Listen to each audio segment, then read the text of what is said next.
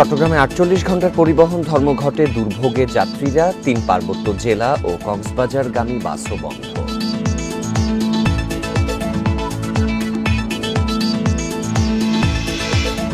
Dhaka মাদারীপুরে hit স্ট্রোকে ৩ জনের মৃত্যু, তীব্র তাপপ্রবাহে স্কুল কলেজ খুললেও উপস্থিতি কম।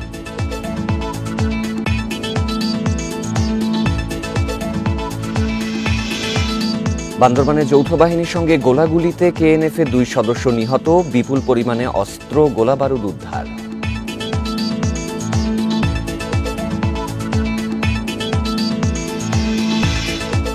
এমভি আবদুল্লাহ পৌঁছেছে সংযুক্ত আরব আমিরাতের মিনা সাকার বন্দরে, পহেলা মে রওনা হবে চট্টগ্রামের পথে।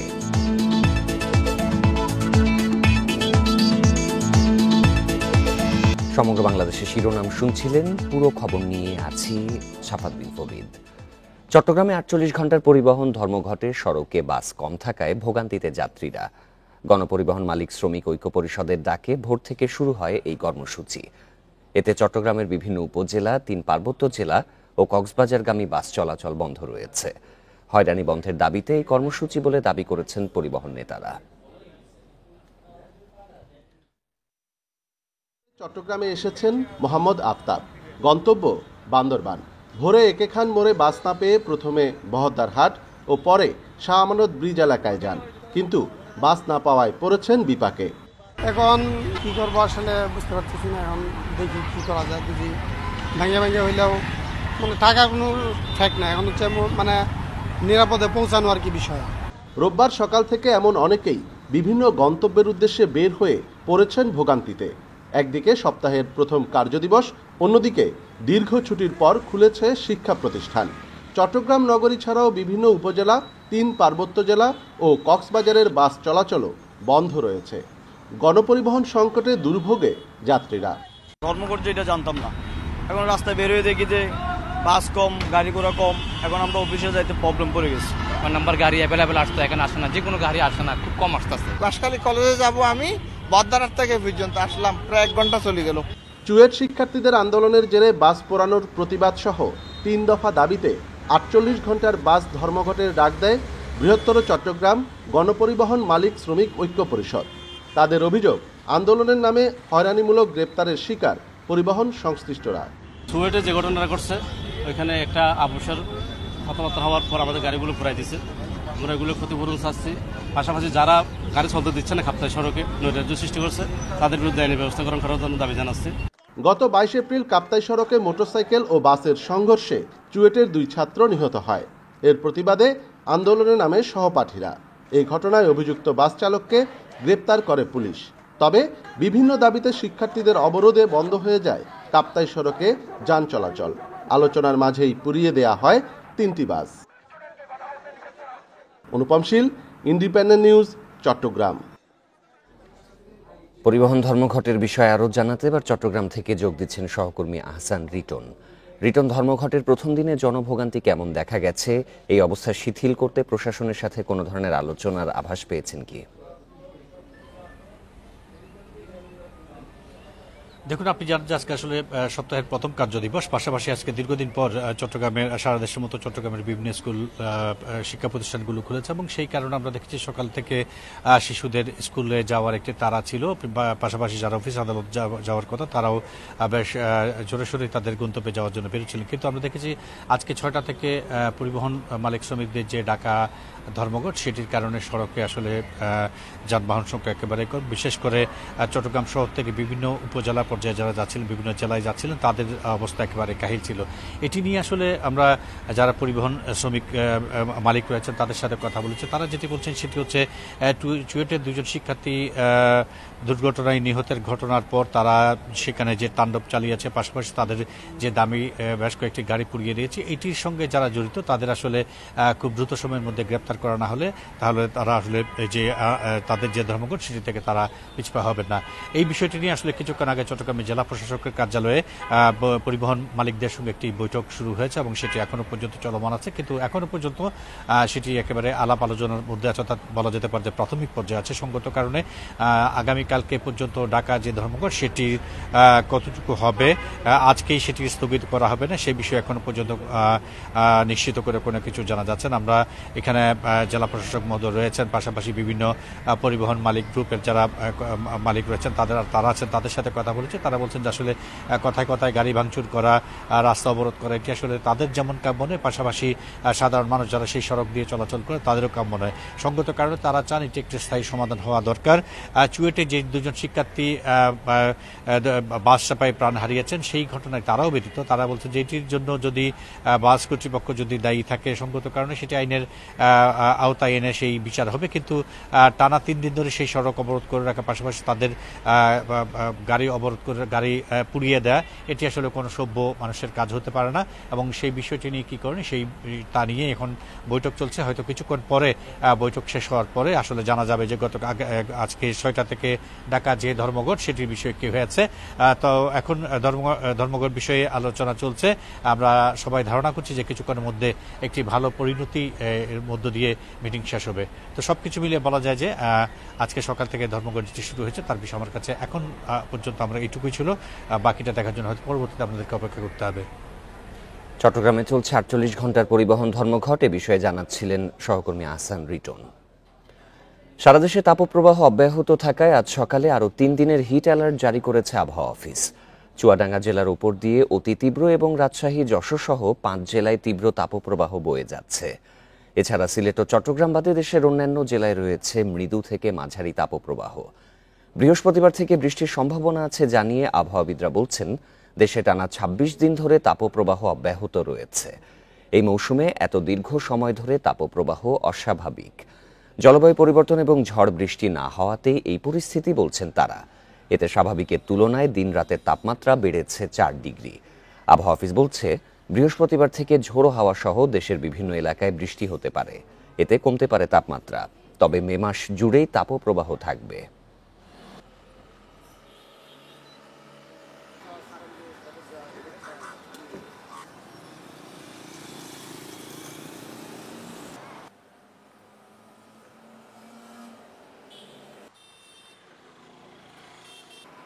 তাপপ্রবাহ সামনের দিকে অব্যাহত থাকবে। এই চলমান তাপপ্রবাহ জন্য থাকার জন্য তাপপ্রবাহ সতর্কবার্তা জারি করেছে। এটা আজকে থেকে আর পরবর্তী 72 ঘন্টা এটা অব্যাহত থাকবে। তবে 72 ঘন্টার পরে পরিস্থিতির কিছুটা উন্নতি হতে পারে, অর্থাৎ তাপমাত্রা কিছুটা কমতে পারে। সেক্ষেত্রে তাপপ্রবাহের তীব্রতা অনেকটা কমে আসবে, তবে তাপপ্রবাহ একেবারে চলে যাবে এরকম বলার সুযোগ নেই। আবহাওয়া পরিস্থিতি নিয়ে জানাতে বা চুয়াডাঙ্গা থেকে যোগ দিচ্ছেন সহকর্মী মানিক আকবর। মানিক, অতি তীব্র তাপপ্রবাহ চলছে চুয়াডাঙ্গায়, এর মাঝে সাধারণের কাজকর্ম কিভাবে চলছে? আর আজকে থেকে যেহেতু স্কুল খুলেছে, তো উপস্থিতি কেমন ছিল শিক্ষার্থীদের? আজ সকালে আমি বেশ কয়েকটি স্কুল ঘুরেছি, সেখানে দেখেছি যে স্কুলের শিক্ষার্থীদের সংখ্যা আসলে কম। শিক্ষকদের সাথে কথা বলেছি, শিক্ষকরাও বলছেন যে 30 থেকে 40% ছাত্রছাত্রী স্কুলে এসেছে এবং যারা স্কুলে এসেছে তাদেরকেও আসলে এই কষ্ট, তীব্র তাপের কষ্ট মেনে নিয়ে স্কুলে আসতে হয়েছে। কেউ কেউ স্কুল খুশা, কোন শিক্ষার্থী স্কুল খুলেছে এই আনন্দেই স্কুলে এসেছে, কিন্তু তারাও বলেছে তারা বাড়ি থেকে বের হয়ে রাস্তায় যানবাহন পাননি এবং কেউ কেউ যানবাহন পেয়েছেন, তাদেরকেও তীব্র গরমের ভিতরে রোদ উপেক্ষা করে রোদের কষ্ট মেনে নিয়ে স্কুলে আসতে হয়েছে। এটা একটা অবস্থা। আরেকটা দিক, সেটা হলো নিম্ন শ্রেণীর মানুষ যারা দিন আনেন দিন খান, যাদের রিক্সা ভ্যান চালিয়ে উপার্জন করতে হয়। কিছু মানুষ আছেন যারা বড় বাজারে এসে শ্রম বিক্রি করেন, কিছু মানুষ আছেন যারা কৃষি শ্রমিক হিসেবে কাজ করেন মাঠে ঘাটে। সব শ্রেণীর এইসব শ্রমিকদের কিন্তু বেশ দুর্ভোগ। তার কারণ তারা সকাল 9টার পর থেকে আর কাজ করতে পারছেন না। তার কারণ 9টার পর তাপমাত্রা উঠে যাচ্ছে 34 ডিগ্রির উপরে। আজকে 34.0 ডিগ্রি তাপমাত্রা রেকর্ড করা হয়েছে সকাল 9টায়। তো সকাল 9টাতেই যখন এই অবস্থা, তখন ক্রমান্বয়ে দিন যত গড়িয়েছে তাপমাত্রাও বেড়েছে এবং তাপমাত্রা বাড়তে বাড়তে আমরা যেটা লক্ষ্য করছি, প্রতিদিনই তাপমাত্রা 42 ডিগ্রি অতিক্রম করছে। আজকে বেলা 3টায় 41.8 ডিগ্রি তাপমাত্রা রেকর্ড করেছে চুয়াডাঙ্গা আবহাওয়া অফিস। চুয়াডাঙ্গা আবহাওয়া অফিস কিন্তু এই মাসের শুরুর দিক থেকেই যে কথাটি বলে আসছেন সেটা হচ্ছে একই কথা, যে আমরা এই মুহূর্তে কোনো সুখবর দিতে পারছি না। এই সুখবর না পেতে পেতে আমরা চলে এসেছি কিন্তু এপ্রিলের শেষ অবধি। এখনো আবহাওয়া অফিস থেকে বলা হচ্ছে যে এই মাসে বোধহয় সুখবর নেই। সুখবর যদি আসে বৃষ্টি হবে, সেটা হচ্ছে মে মাসের 2 তারিখে। তারপরেও মে মাস জুড়েও থাকবে তাপ প্রবাহ। তো সব মিলিয়ে মানুষ যেমন কষ্টে আছে, একই ভাবে তীব্র তাপপ্রবাহের কারণে মানুষ কিন্তু অসুস্থ হয়েও পড়ছে।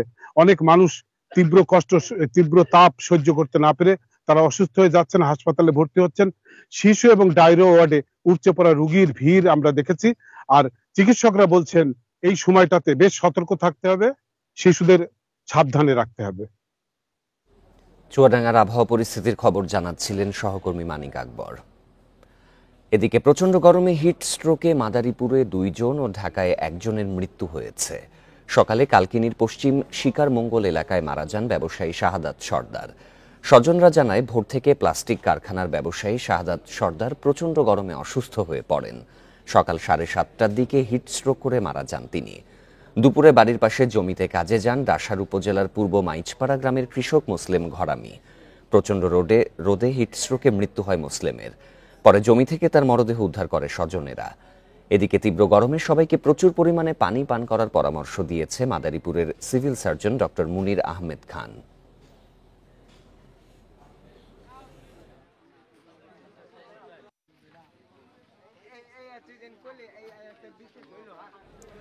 তাপপ্রবাহের মধ্যেই খুলেছে স্কুল কলেজ, তবে তীব্র গরমের কারণে শিক্ষার্থী উপস্থিতি কম।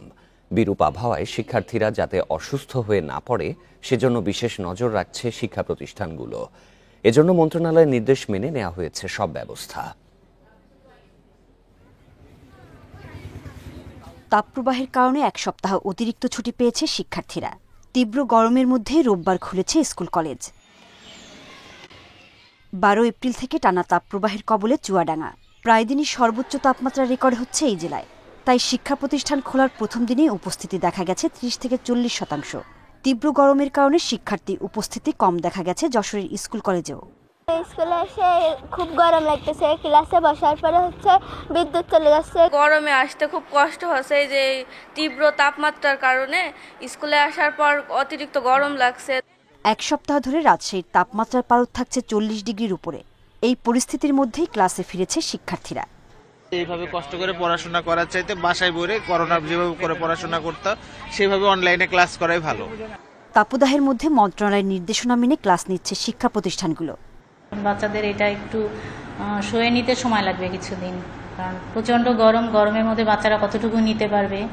তারপরে কারেন্ট নিয়েও আমরা ভয় পাচ্ছি, যে কোনো সময় যদি ইলেকট্রিসিটি চলে যায়। মৃদু থেকে অতি তীব্র তাপপ্রবাহের কবলে পড়েছে পাবনা। তবে বৈরী আবহাওয়ার মধ্যেও লেখাপড়ার ক্ষতি চায় না শিক্ষার্থীরা। এই গরমের মধ্যেও আমাদের কষ্ট করে স্কুল চালিয়ে যেতে হবে, কারণ আমাদের পড়াশোনায় অনেক ক্ষতি হবে।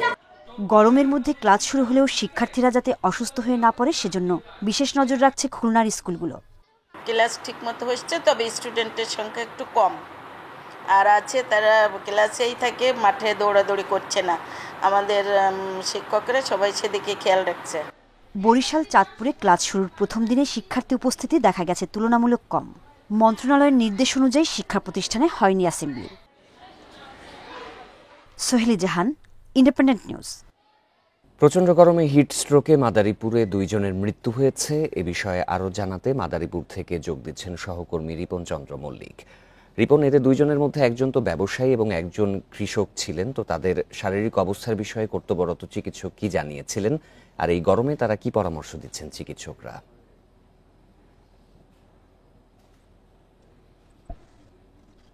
জি, আপনাকে একটু জানিয়ে রাখছি যে মাদারীপুরের ডাসার উপজেলার পশ্চিম মাইজপাড়া যে মুসলিম গ্রামের যে কৃষক মারা গেছেন, তিনি মূলত তার বাড়ির কাছেই একটি জমিতে পাটের জমি, সেই পাটের জমিতে সেচ দিচ্ছেন। এই সময় বাড়ির লোকজন যখন দুপুর হয়ে যাওয়ার পর বাড়িতে ফিরে আসছেন, তখন তারা জমি থেকে দেখে যে তিনি আসলে জমিতে অসুস্থ হয়ে পড়ে আছেন এবং তাকে দ্রুত উদ্ধার করে মাদারীপুর কালকিনি উপজেলা হাসপাতালে নিয়ে আসলে কর্তব্যরত চিকিৎসক তাদেরকে মৃত ঘোষণা করে। এবং আরেকজন রয়েছে যিনি প্লাস্টিকের কারখানার ব্যবসায়ী, তিনি আসলে গতকাল রাত থেকেই প্রচন্ড গরমে অসুস্থ হয়ে পড়ছিল এবং ঘন ঘন লোডশেডিং এর কারণে কারেন্ট না থাকায় এই তার ভোগান্তি হচ্ছে এবং শেষ রাতে ভোররাতে দিয়ে মূলত তিনি বেশি অসুস্থ হয়ে পড়লে তাকে সে কিন্তু আসলে মারা যায় প্রচন্ড হিটস্ট্রোক হয়ে এবং তার স্বজনরা এবং তাকে কিন্তু হাসপাতালে তারা আনতেও পারেনি বলে আমাদেরকে স্বজনরা জানায়। তো এই ছিল মোটামুটি এদেরকে শারীরিক অবস্থা। এবং আমি কথা বলছি চাঁদাপুরের সিভিল ছাত্রী মনির আহমেদ খান, তিনি আমাদেরকে জানিয়েছে এই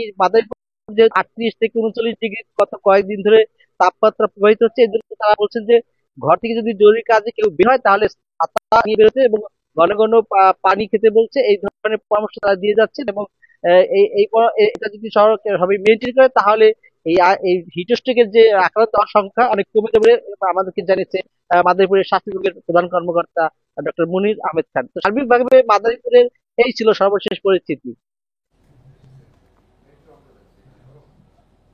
মাদারীপুর থেকে জানাচ্ছিলেন সহকর্মী রিপন চন্দ্র মল্লিক। বান্দরবানের থানচি রুমা সীমান্তে যৌথ বাহিনীর সঙ্গে গোলাগুলিতে 2 কেএনএফ সদস্য নিহত হয়েছে। এ সময় আটক করা হয় আরও 2 জনকে। ভোরে সীমান্তবর্তী বাতলাই এলাকায় এই ঘটনা ঘটে। এ সময় ঘটনাস্থল থেকে 3টি আগ্নেয়াস্ত্র, বিপুল পরিমাণে গোলা বারুদ, ওয়াকিটকি ও অন্যান্য সরঞ্জাম উদ্ধার করা হয়। বান্দরবানের অতিরিক্ত পুলিশ সুপার হোসাইন মোহাম্মদ রায়হান কাজেমি জানান, 2 জন কেএনএফ সদস্য নিহতের খবর পেয়ে পুলিশ ঘটনাস্থলে যাচ্ছে। মরদেহ উদ্ধার করে ময়নাতদন্তের জন্য বান্দরবান সদর হাসপাতালে আনা হবে। তবে এখনও সেসব এলাকায় যৌথ বাহিনীর অভিযান চলমান। স্থানীয়রা জানান, মধ্যরাত থেকে সকাল পর্যন্ত বাতলাই এলাকায় প্রচণ্ড গোলাগুলির খবর পাওয়া যায়। গোলাগুলি থামার পর স্থানীয় বাসিন্দারা 2 জনের মরদেহ দেখতে পেয়ে পুলিশকে খবর দেয়।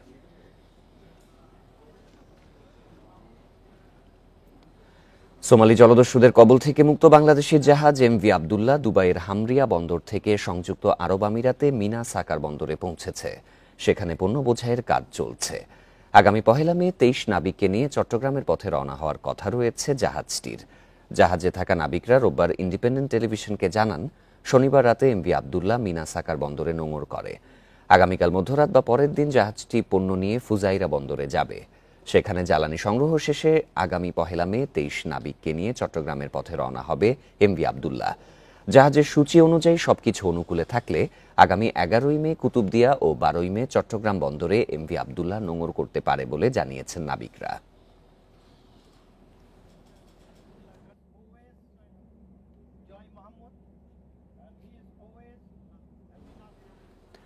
নানা আয়োজনে সারা দেশে পালিত হয়েছে জাতীয় আইনগত সহায়তা দিবস।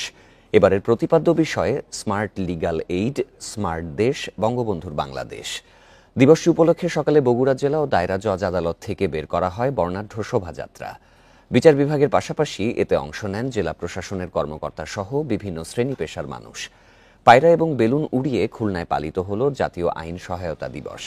সকালে জেলা জজ আদালত চত্বর থেকে শোভাযাত্রা বের হয়ে মহানগরীর বিভিন্ন সড়ক প্রদক্ষিণ করে। পরে আদালত চত্বরে অনুষ্ঠিত হয় আলোচনা সভা। এছাড়া নড়াইল, পাবনা, চাঁদপুর, নেত্রকোনা, ঝালকাঠি, চাঁপাইনবাবগঞ্জ, নোয়াখালী, ফেনী সহ সারা দেশে নানা আয়োজনে পালিত হয়েছে জাতীয় আইনগত সহায়তা দিবস।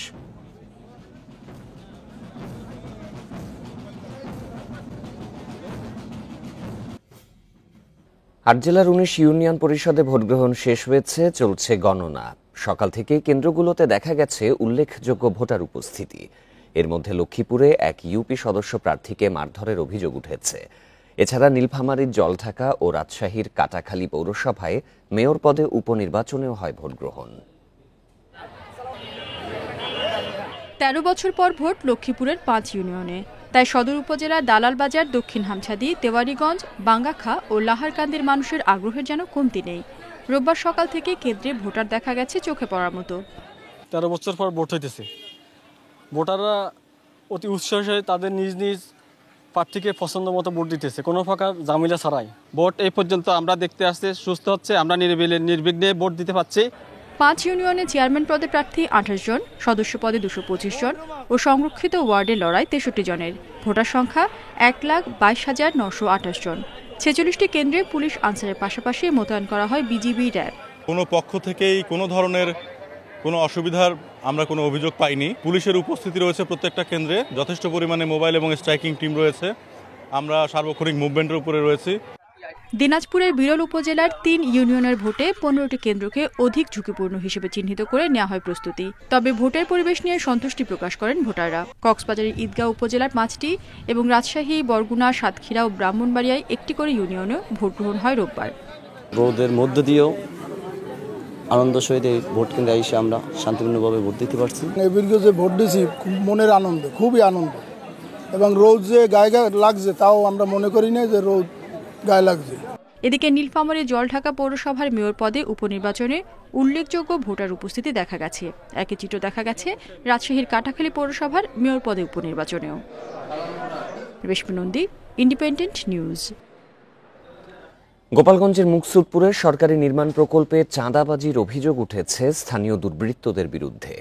এতে নির্মাণ কাজ বন্ধ করে দিয়েছে ঠিকাদারি প্রতিষ্ঠান তাজ এন্টারপ্রাইজের অভিযোগ, উপজেলার শালিনা বক্সা গ্রামে স্থানীয় সরকার প্রকৌশল অধিদপ্তরের অর্থায়নে কুমার নদীর সংলগ্ন ঘাটলা নির্মাণ চলছিল।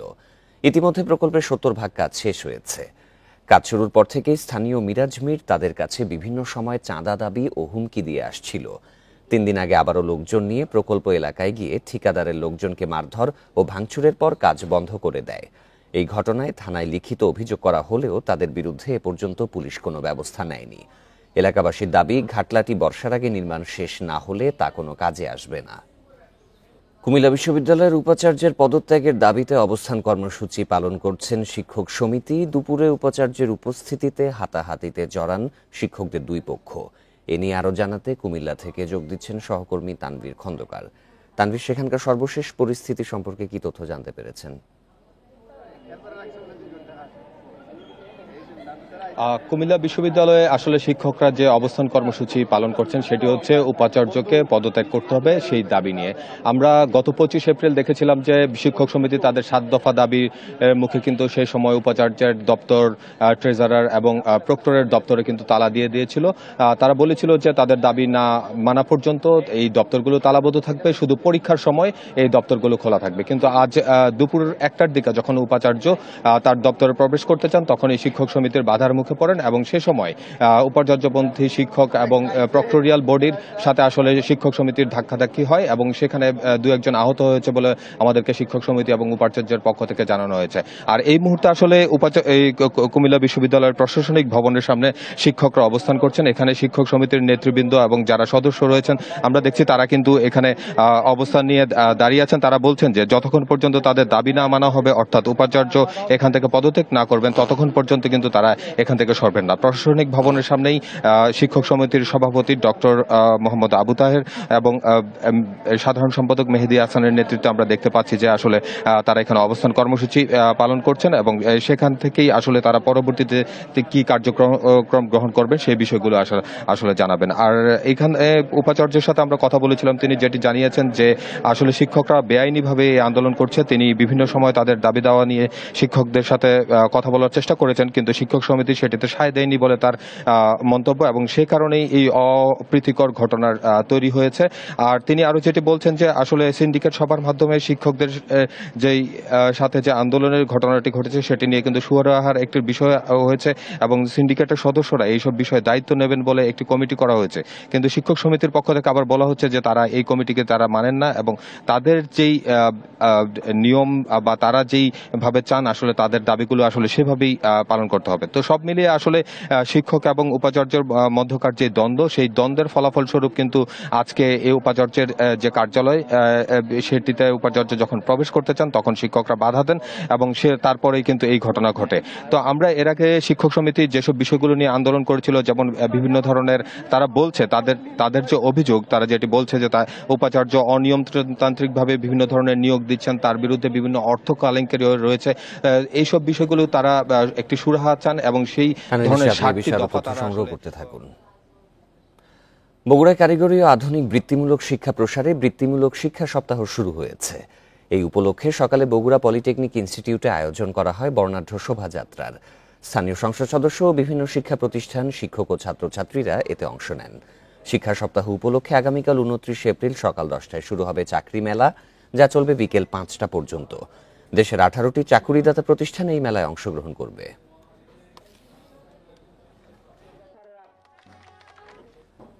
এই ছিল সমগ্র বাংলাদেশের সব খবরের বিস্তারিত জানতে চোখ রাখুন ফেসবুক, ইউটিউব এবং এক্সে। ধন্যবাদ সবাইকে।